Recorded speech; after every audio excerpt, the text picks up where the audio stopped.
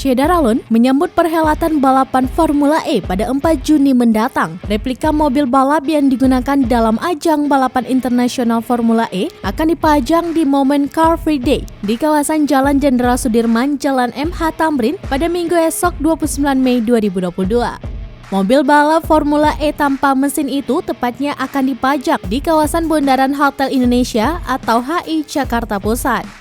Bagi masyarakat yang penasaran bagaimana bentuk mobil listrik tersebut, ini bisa menjadi kesempatan melihatnya secara langsung sambil berolahraga.